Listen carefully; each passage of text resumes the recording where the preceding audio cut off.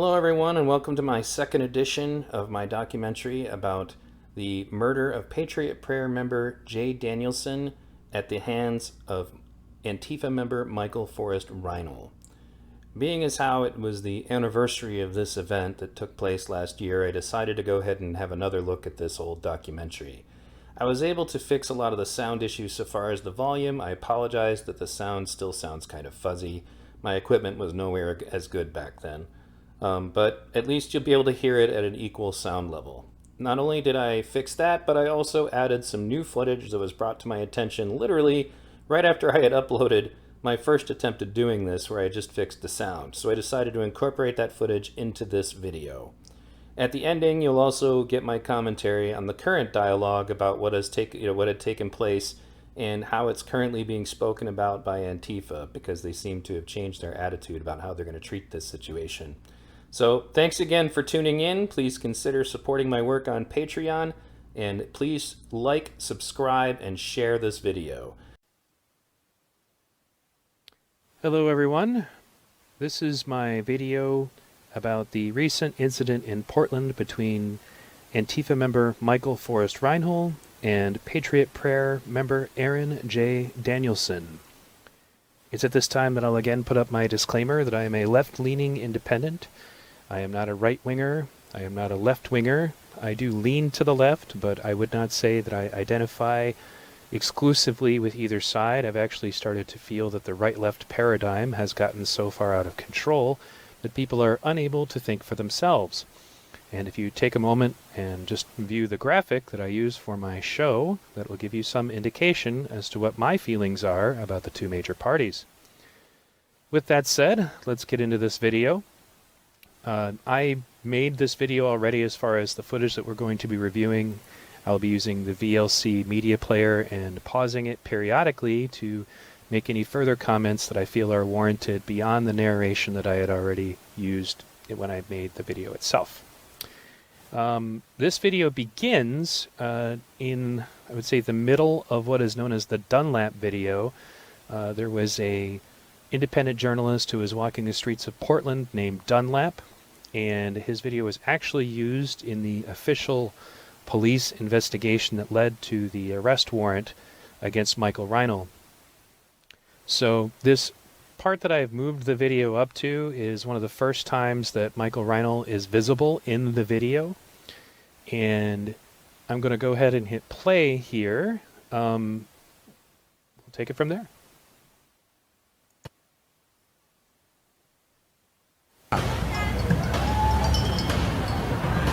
So is Reinoehl over there.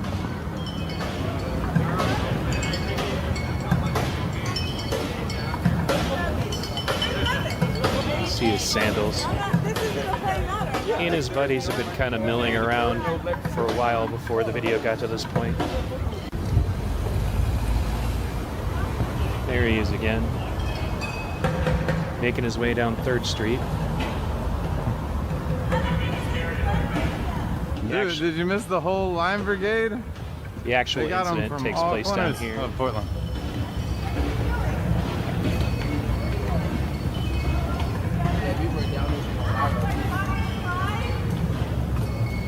Cool.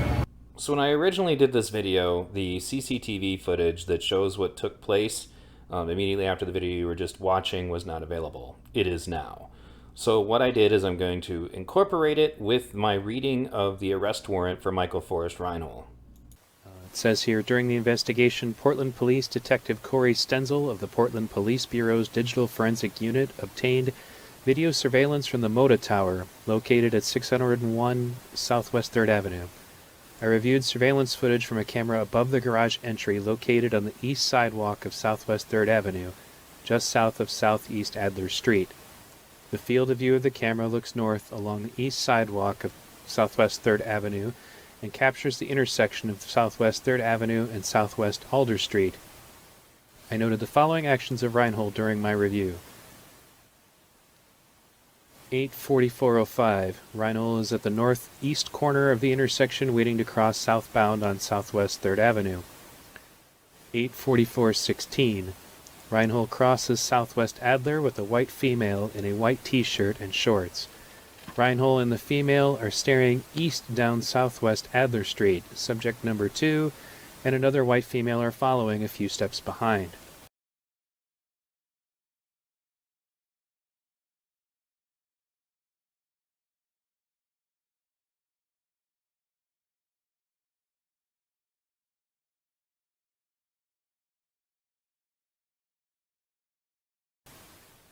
(8:44:23). The female in the white t-shirt stops walking and stands against the wall as Reinold continues.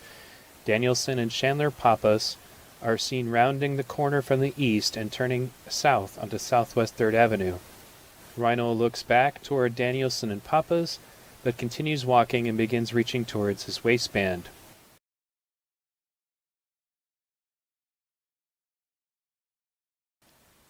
(8:44:26). Reinold turns into the garage entry and reaches towards his left front waist area.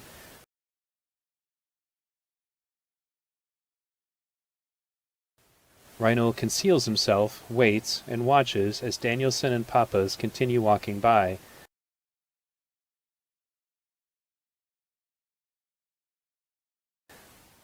Danielson and Pappas do not appear to interact or communicate with anyone and continue southbound on Southwest 3rd Avenue. Danielson appears to be holding a can in his right hand and what appears to be an expendable baton in his left hand. After Danielson and Pappas walk by, Reinold begins to emerge from a garage while still reaching towards the pocket or pouch on his waistband.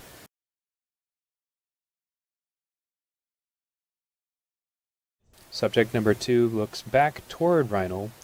Danielson and Pappas cross westbound Southwest 3rd Avenue, and Reinold and subjects number 2 follow them. The shooting occurs shortly thereafter and is not captured on surveillance video. Now, this is where the video switches over back to the Dunlap video. Now, the reason I'm making a note of this is that Dunlap at some point stops because he hears a revving engine. The revving engine was coming from a black Charger, meaning a car, which is later revealed to have members of Antifa inside and a member of Black Lives Matter. I kind of made the note, it was like, is this guy accelerating to catch up to the scene? He seemed in quite a hurry. And you'll notice as the video plays, he also runs a red light to get even closer to the scene immediately after the shooting.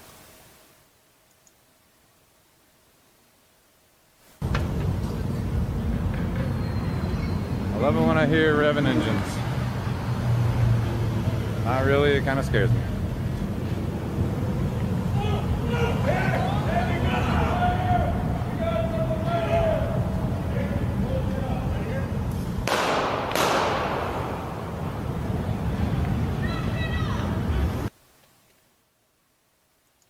Okay, so now the video is going to slow down to half speed. Reinold's torso turns, indicating he is changing into his gun stance, preparing to fire. Bear mace cloud is immediately followed by gunfire. Bullet sounds always have a slight delay in slow motion. Just another note, the police officer in the police report also kind of shared my view that the stance that Reinold took was indicative that he was getting ready to fire a firearm. If you pay really close attention, because we're going to slow this video down again, you'll notice that it's very clear that Reinold was already in his stance, pointing his gun at Danielson before Danielson raises his hand to shoot the bear mace, but we'll get to that in a moment. Just right there.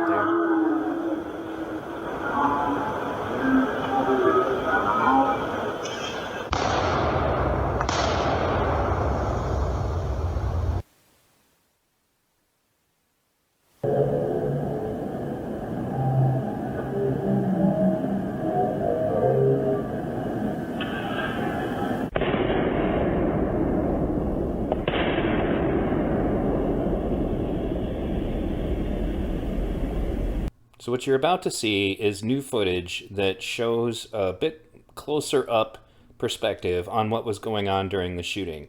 Unfortunately, it pans away right as Reinold would have been lifting his pistol.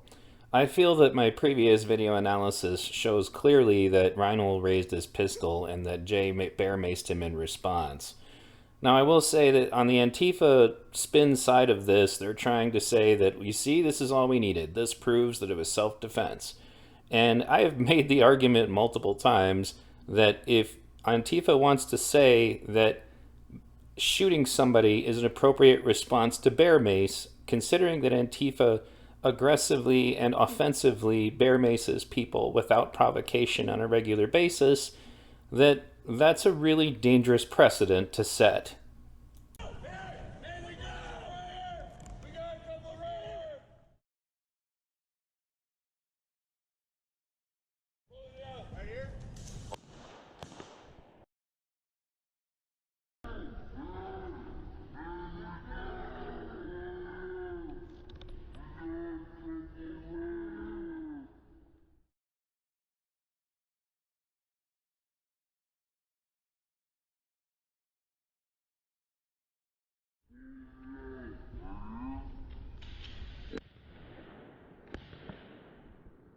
So to recap then what we just looked at, Reinold spotted Jay Danielson behind him, decided to duck into a garage to allow him to walk by. Reinold walked what looks to be around and outside, probably around that car that was right next to them to get around in front of them, because he went from behind them to in front of them. Now, another piece of Twitter BS that I've been seeing from Antifa supporters is that, you see, he was following him, meaning that Jay and Chandler were in some way following Reinold. The problem is that if that was the case, they would have followed him into the garage that Reinold ducked into, and they didn't. They didn't even take note of the fact that he had stepped away, and they started crossing the street in the other direction. Reinold had to go out of his way to get around in front of Jay Danielson and Chandler Pappas. Now we're going to go back to video, and you will again see that black Charger pulling up at the tail end of the new shooting video that I just showed you.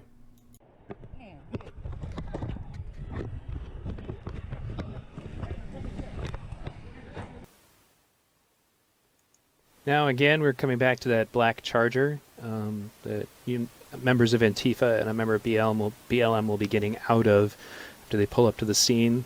And it's been noted by other independent journalists that this black Charger has been seen at a lot of protests in Portland. Go, go, go!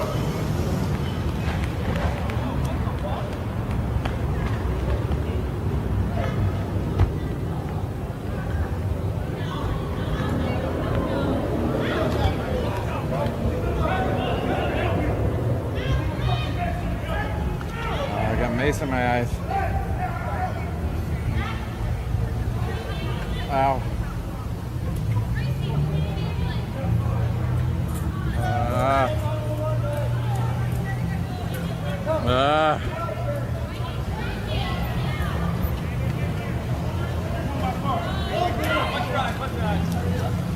Eyes. Here come the cops. Do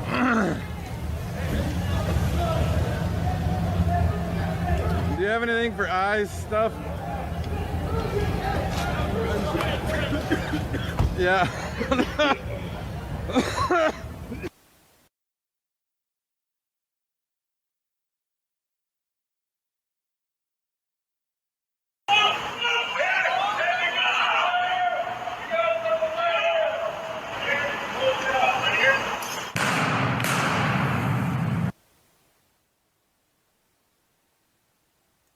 So that was a another, like a basically audio enhanced version of the first camera view. This next video will actually be from phone footage that was taken from across the street.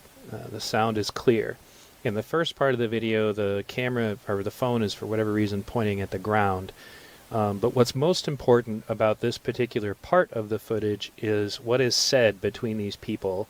I would imagine that the person with this phone was probably only about 6 feet away or so from the action when it took place.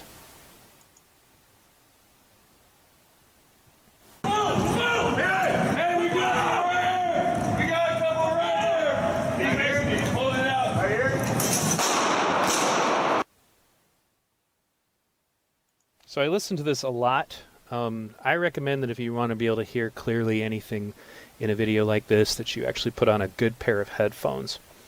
But this is the transcript. Voice number 1 is screaming, "No, no."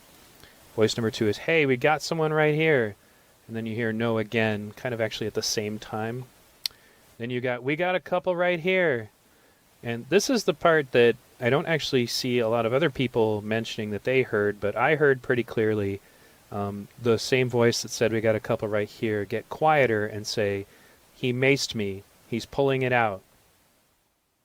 And then the third voice, which I think belongs to Reinold, says, "Right here?" Like, as in he's confirming, "This is the guy who maced you?" And that's when the 2 shots are heard.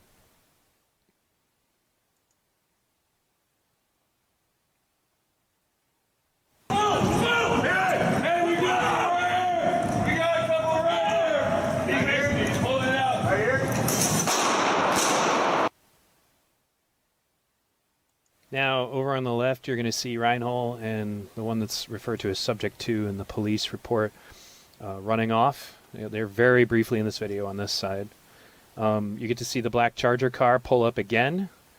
Although it's the same, it's obviously the same pull up. It's just we're playing video from 2 different perspectives. More Antifa also come from the right.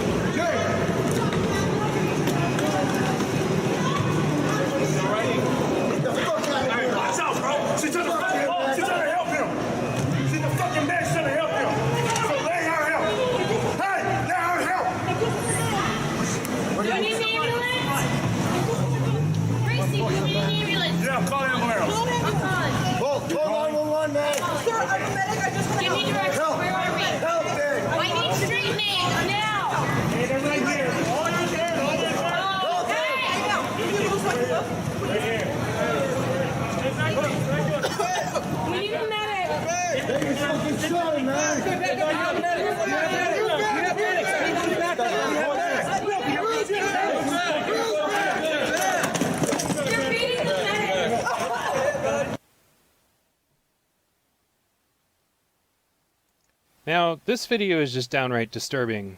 Again, I'm on the left, but I cannot support this kind of activity. I don't support anything that resembles terrorism for any political purpose, not just because it's immoral, but because it doesn't work.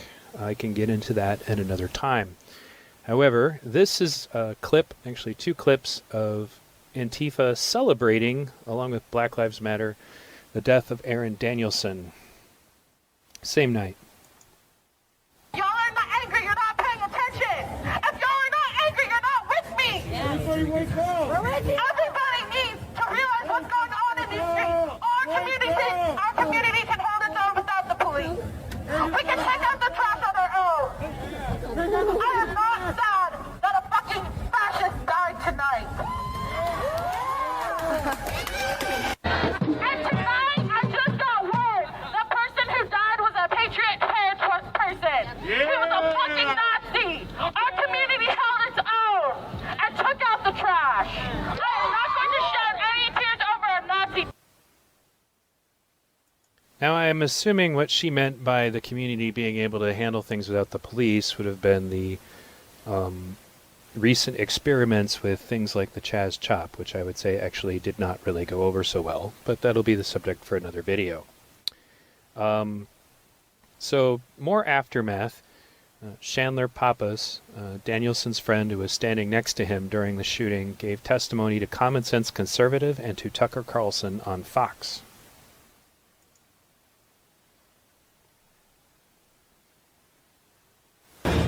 Last night, it escalated to the point that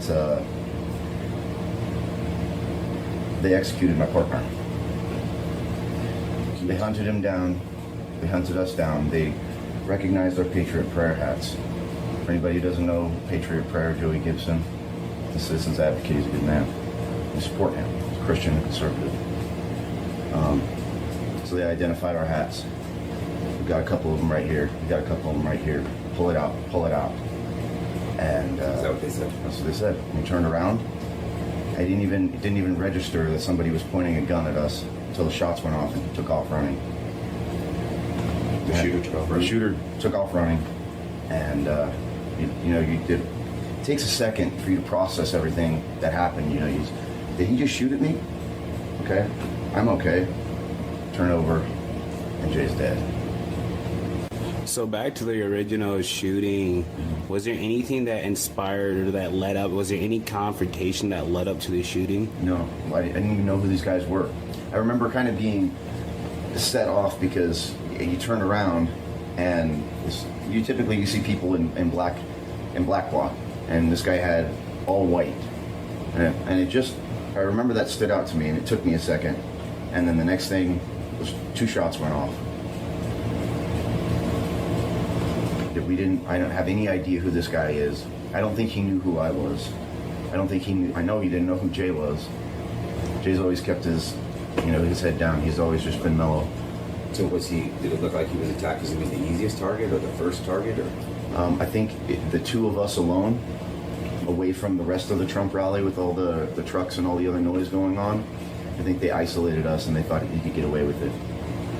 So it's 50-50 whether you're standing here or Jay today? Yeah. So you do believe it was just a random assassination attempt? Yeah, I think it was planned. I think they were looking for somebody to hurt. I think they were looking for somebody just like us who was down there unprotected, who didn't go and bring guns because we didn't have the intention to kill people. So you say he was killed. He was shot and killed. Mm-hmm. Can you describe where he was shot and how it was? Yeah, he was shot right in the chest. So, as I said, the shots went off, and I kind of take a second. The guy takes off, and you're processing everything. And I acknowledge I don't have any bullet holes in me. I turn to check on my partner, and he's on the ground. I said his name. I asked him if he was okay. He's non-responsive. I rolled him over. I started looking for a wound to plug up, and I saw a fair bit of blood. Ended up finding a hole right in his chest, right just to the right of his heart. He had no pulse, and at that point, Antifa medics, which some of them, to their credit, really do go out there to try to help people, but they came to intervene and try to effect whatever kind of help they could, and that lasted for all of 8 seconds and a little bit of arguing because I wasn't sure if they were going to try to finish the job or try to kill me. And thankfully, the police were right around the corner. They came and separated everybody, and they had EMTs on him, and probably less than a minute. But they blew his heart out. He was probably dead before he hit the ground. What are they saying? I don't pay attention to everything that they're saying. I know that they came up behind us, they shot my friend and killed him. Was there warning? I mean, were you in the middle of a dispute before this happened? No. Or what? Tell us the circumstances, if you would. Just the yelling. I mean, when they started yelling at us, we turned around, and I didn't even have time to register that somebody was pointing a gun at us before the shots went off. But do you recognize the man who pulled the trigger? Yeah. And is it this man? We have his picture on the screen, who the police say is the main suspect? Yeah, I mean, mostly what you see is a white blur. I recognize that he was a white guy, and what significantly stood out to me is that he was the only person downtown that night, other than myself, wearing a white shirt. Huh. What were they screaming at you before they murdered your friend? We got a couple right here, we got a couple right here. Pull it out, pull it out. And then and you turn around and you don't quite understand what's going on. And before I got a chance to process anything, it was over. Did you point a firearm at them? I don't bring my firearms downtown because I don't go down there with the intent to hurt people. We occasionally bring bear spray to keep them off of us. That's you can see in that video, that big cloud of smoke. They shot him through his can of bear mace. So you were unarmed, they were armed. They didn't demand anything, they just identified you and assassinated your friend. Yeah, this hat's a pretty big target out there. This hat, a MAGA hat, anything that's pro-American, pro-Patriot. So just a brief interjection here. While it's entirely possible that Chandler was not armed with any firearms, the police report does say that Danielson did have a firearm on his person, but that it had been holstered and that it had not been used. I will provide a link to the police report that you'll be able to find in the description of the video.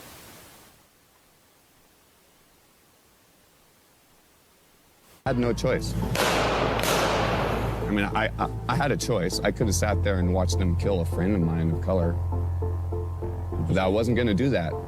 You know, that was the straw that broke the camel's back. What I will say is that I felt that my life and other people around me's lives were in danger. And I felt like I had no choice but to do what I did. And just to reiterate, you feel that it was totally justified? Totally justified. Had I not acted, I am confident that my friend and I'm sure I would have been killed, because I wasn't going to stand there and let something happen. Honestly, I hate to say it, but I see a civil war right around the corner. That shot felt like the beginning of a war. Now, one of the things that kind of strikes me about that interview is that he felt the need to point out, well, I did have a choice. I could have stood there and let them kill a friend of mine of color, like he's got a virtue signal as to why he shot the guy. I don't find any evidence anywhere in any of the video of any friend of color that he was coming to the defense of. It honestly looks to me like he, snuck up on the guy and shot him, essentially, or came around the back of that red car that you see in the video. There wasn't any confrontation going on before that. It does sound like, when you listen to the audio from before, that he's saying, that comes back to that point I made earlier about him, somebody saying, he maced me, he pulled it out. Now, he is seen, meaning this is Danielson we're talking about, with the mace and then a baton in his hand, and that's in the police report as well. But again, why he felt the need to say of color just kind of strikes me as he's virtue signaling. Anyway, Reinold is eventually located by the police and federal officers. He is killed in the encounter. 2 witnesses say he fired first in the report. Washington Post writes an article briefly admitting that 2 witnesses testify to this, but then details another witness saying the police opened fire first. And to get into this kind of silly controversy here. So I just want to take a moment to comment on the media's handling of what happened to Reinold at the hands of police when they tried to apprehend him. And specifically how it affected discourse in regards to this situation. Here I am on the People for Bernie Sanders group, one of my typical groups on Facebook, and it was posted September 11th, 2020 at 8:45 a.m. They quoted Michael Forest Reinoehl, the wanted man, wasn't obviously armed, a witness to the scene said Wednesday. In fact, according to Nate Dingus, Reinoehl was clutching a cell phone and eating a gummy worm as he walked to his car outside an apartment complex in Lacey, Washington. That's when officers opened fire without first announcing themselves or trying to arrest him. Dingus, a 39-year-old man who lives in the apartment complex, said in a statement shared with the Washington Post. Now, there is already another report that was put out before this that included the fact that there were 2 other witnesses who also said they saw what happened. And I'll be including a video here of the statements of one of those witnesses, along with some footage of what happened immediately after he was shot. But more specifically, what it is that bothers me is, aside from the fact that, this headline basically leaves out that the fact, basically that there were 2 other witnesses who say that he fired first. It's the reactions that I got, reading this. And I even said this. I said, interesting how even though this article openly admits that there are 2 other witnesses that reported that he fired on the police, that this is the outcome and narrative people were hoping for, so they're latching onto it. There were a lot of people who said some pretty strange stuff about this. In fact, I've even had people say, well, he wasn't Antifa, but he was anti-fascist, as if that makes any sense. Now, I want to take a moment and comment on why I pointed out that it was odd that all of a sudden they were saying that Michael Reinoehl wasn't Antifa. Some of you will still encounter this if you deal with these people online, but basically they say, well, are you anti-fascist? Do you like fascism? No, well then you're Antifa. And I always suspected that there was something to that because, you know, it's kind of like the Patriot Act. Well, of course you like the Patriot Act. Aren't you a patriot? You know, and of course you support Black Lives Matter. Don't you think Black Lives Matter? It's a trap that's designed, you know, very clever, you know, for the purpose of trying to make people feel pressured to join. I had always suspected that it had something to do with some kind of agenda of radicalization. So I was on this private forum, frequented largely by Antifa, and you know, I asked the question specifically at that time about, you know, why is everybody trying to say that Antifa is not anarchist? I thought that was always understood, that they were anarcho-communists. And so, you know, then the everybody is Antifa topic came up, and then they said 4 years ago, many Bernie brothers just being radicalized who showed up. This person says, anyone who opposes fascism is Antifa, quote unquote, is a generalization that is being used to radicalize folks. It works. Here's another clip from that same private forum. It's all about optics. If we can make the liberals believe that they are also Antifa, they will be further swayed towards the left. We all know that 1940s America was no less fascist than Germany, but we're not going to win people over by shouting that. So, again, this notion that everybody is Antifa was their strategy, and some people still try to use this strategy, particularly when they're debating on Twitter or Facebook or whatever. You know, but the big problem here was that initially when the Michael Reinoehl thing happened, it really kind of put a black eye on, you know, their whole image, because for the longest time you would argue with them about the violent tendencies of Antifa, and they would spam this article at you that says that, you know, no deaths linked to Antifa in so many years. And when Michael Reinoehl murdered somebody in the street, that kind of screwed with that whole image. And, you know, so that's one of the reasons why they were squirming in their chairs trying to figure out how to handle this. Now, 1 year later, things have changed significantly, and I'll get into that in a moment. But first, we're going to take a look at some footage from the witnesses that for some reason we're not getting any press. This is something I was pointing out in the previous clips from the old video, was just that basically the internet, you know, buzz was that there was a witness that said that, you know, the police just drove up, pulled out their guns, and shot Reinoehl, and that, you know, that there was no gunfight.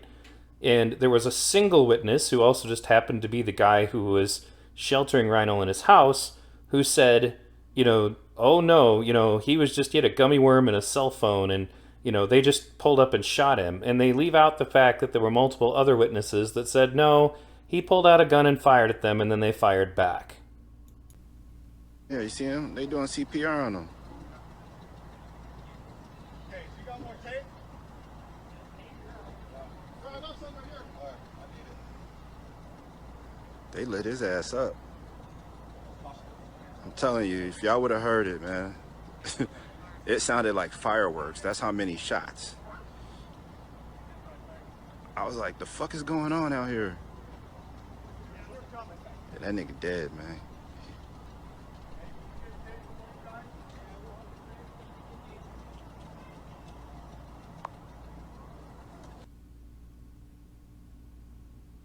He didn't live here. He's from Portland. He has a friend there? Or I something? believe that's his friend, yeah. Friend or family, because they definitely had him in their apartment. And the thing is, the marshals were already in this neighborhood. They already got sight of that he was here, so they were waiting. And as soon as he did come out, he tried to grab his gun. They got him. It was really scary. I've never seen anything like it. You know what I mean? All of a sudden, the fugitive was coming out of this apartment over here. He comes across, and then that's just when you hear shots. All of a sudden, you know, windows busted out of 3 different cars, and, you know, shattered windows. They shot someone's house over there, hit their fence, hit their brick wall. Like, it was pretty scary. I was pulling up when it was all happening, so I could have even been out here in the crossfire, you know what I mean? Because I was coming into her home, and the shots are happening right in front of her home. Just imagine if I were to have been here right at the time it started. Who knows what could have happened. His car was sitting right here, and he jumps out of his car from right here, and he runs, and he's running, and you see this glass right here? This is where they shot his car. This is his car. This is his glass windows right here, because they shot his glass windows right here. He made it as far as this mailbox, and was gone at that point. They killed him. So was he ever able to drive? No, he was never able to drive. He started his car. He was right here. He started it, and then he shot fire, whatever. Then they started shooting back. He got out. He ran, and then they got him right there. Police department cannot. He's right there. You see his bloody arm? Right. Yep. Oh my God, they killed him. He did open fire first, and he did do what he did first. So any person would have gotten shot down, no matter what you look like, no matter who you are.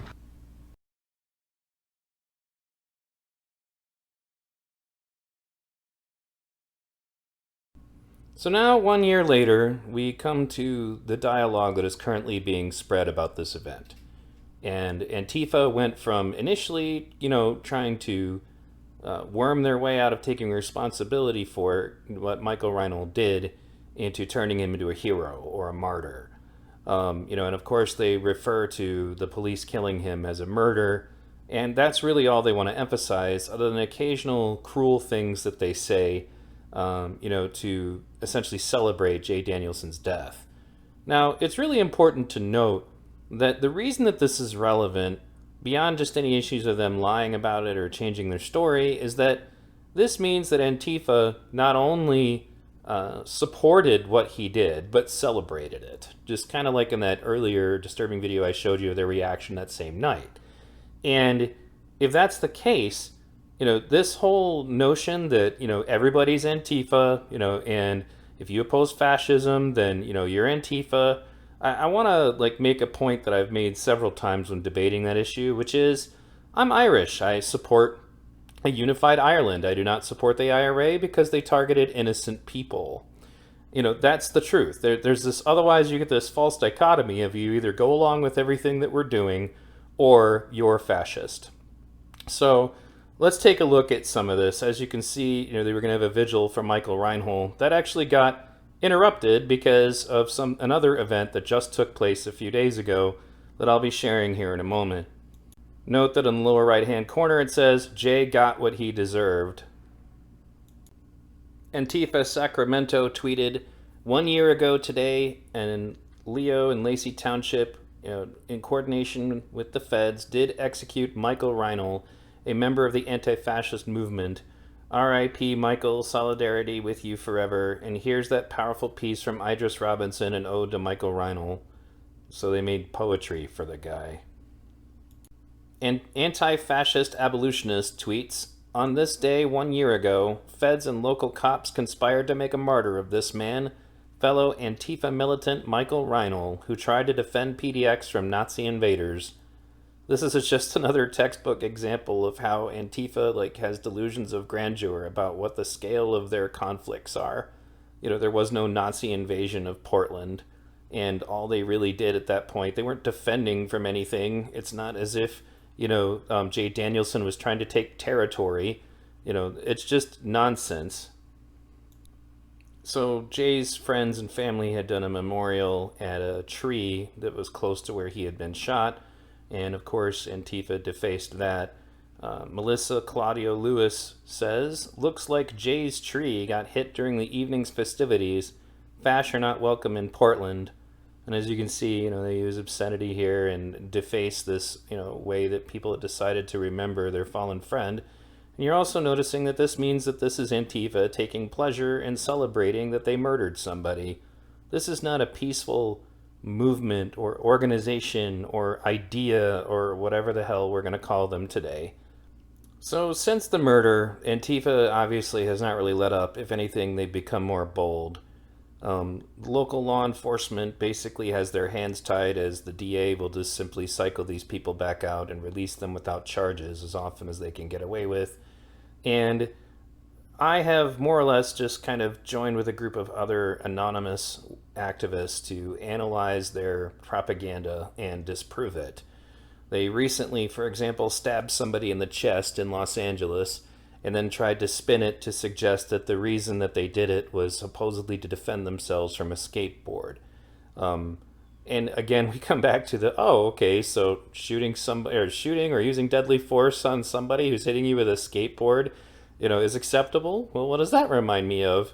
But in addition to that, there's also this incident that just took place The man on the left is Tiny. He's a member of the Proud Boys. And this is him limping away after being shot by a member of Antifa when the Proud Boys were pursuing Antifa in Olympia. And the common lie that was being passed around about this, that ironically took place on the anniversary of everything that we just went over with Reinold, is that supposedly he shot himself in the foot. Now, I did a whole video about that. You guys can check it out on my channel. I also did a video debunking the Antifa nonsense about the stabbing in Los Angeles. But, as you can see, thanks to the work of Mary Todd, who does an excellent job of analyzing footage, there is clear evidence of somebody in black bloc firing the shots. And there's also clear evidence that Jay's hands were full and he can't possibly have ever even had a gun in his hand, let alone shoot himself in the foot. But this kind of crap is just going to continue. You guys have to be able to critically look at things that are going on. And if you happen to be the people on the left, recognize that there are people who have a vested interest to lie to you, just as much as they do on the right. I'm not saying the right never does this, but we don't need this. This has been terrible for the left. Any good work that was done by leftists, that were actually competent activists, this point is undone, because the face of the left now is, Michael Forest Reinoehl. It's people like that, and that's, it's just not competent activism. It doesn't help anybody. They're not deterring any fascists. All they're actually doing with stuff like this is making people who would have been, say 3 years ago, completely aghast at the idea that, there might be some kind of police crackdown or whatever on any kind of activist. They would have, never supported that, are now suddenly more and more comfortable with draconian measures that could be taken against activists. That's all that Antifa has accomplished with all of this activity. Nothing else. They haven't even accomplished their anarchist goals, because, the idea of roving gangs, marching the streets, burning things, destroying property, attacking anyone they don't agree with, is probably the least effective strategy you could ever deploy to get people to agree that maybe we don't need the police and maybe we don't need the state. So to be blunt, if you're the one directing this kind of activism, you're either somebody who wants the left to fail, or you need to call a proctologist to help you get your cranium out of your rectum. Well, everybody, thanks for tuning in to this second edition of this documentary. If you enjoyed it and you'd like to see more content like this, please consider supporting my work on Patreon. I have now switched over to this model, and if I can I only need about 100 patrons, and I'd be fine to continue to do this work with the same level of detail, the same, research, etc. that goes into it. I often would get up in the morning about 9 a.m. and then research all day, and then my videos are often not even done until it's almost time to go to bed. So what you see here is usually representative of many more hours of actual work that goes into the researching and the editing. So if you'd like to continue to see this, and I would like to continue to do it, I'm never going to stop. Like, this channel will never go away, but it takes an enormous amount of time for me to be able to do this work at this frequency. And, some of my subscribers have told me that I should go ahead and try to open this up to the possibility, and if you guys can support me, that would be great. If not, I can go back to work. It'll be very painful, but I can do it. So this is not a do or die, but I would prefer to continue doing what I've been doing, which is doing work like this for you. So consider supporting me on Patreon. You'll see a link down in the description to find my Patreon and my other social media accounts so that you can keep track of my work. I did go ahead and decide to try to monetize. I have no idea how that's going to work, because as you can see, from reviewing my work, I use a lot of raw footage that in some cases is graphic. YouTube doesn't tend to like that. You can also watch my work on BitChute, and my Rumble's a bit behind, but I have a Rumble as well. But if anything ever does get kicked off of YouTube, just look for it on BitChute. So thanks again, everybody. I appreciate your support, and I hope to continue to be able to do this work for you.